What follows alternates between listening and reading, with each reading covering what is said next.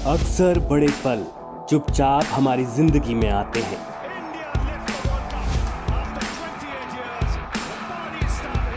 अक्सर बड़ी घटनाएं बगैर आहट के दस्तक दे जाती हैं। जब ऐसी बड़ी बड़ी घटनाएं चुपचाप होती हैं, तो इन्हें बताने के लिए इतना हो हल्ला क्यों?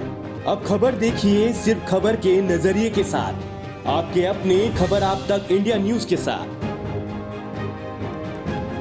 पूर्वी भारत के मजबूत किले पश्चिम बंगाल में अगले साल विधानसभा चुनाव होने हैं, जिसको लेकर सभी राजनीतिक दलों ने अपनी कमर कस ली है और आरोप प्रत्यारोप का सिलसिला लगातार जारी है।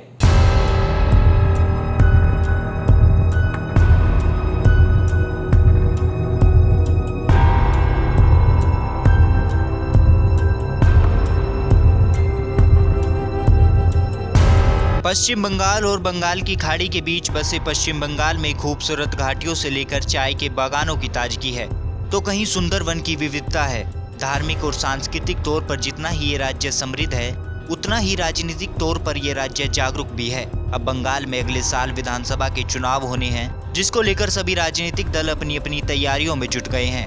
नए साल के जश्न के साथ ही देश तैयार हो रहा है साल 2021 में होने वाले सियासी दंगल के लिए, जहां बिहार की रोचक चुनावी जंग के बाद लोगों को अब पूर्वी भारत के मजबूत किले पश्चिम बंगाल में भी रोचक मुकाबले की उम्मीद है। एक तरफ जहां ममता बनर्जी भाजपा के खिलाफ मजबूती से मोर्चाबंदी में जुटी है, तो वहीं बीजेपी ममता के किले में एक एक कर सेंध लगाकर अपनी सेना मजबूत कर रही है। आपको बता दें कि 2014 के आम चुनाव में बंगाल में मात्र 2 सीटें जीतने वाली बीजेपी ने 2019 में हुए लोकसभा चुनावों में 18 सीटों पर जीत दर्ज की थी।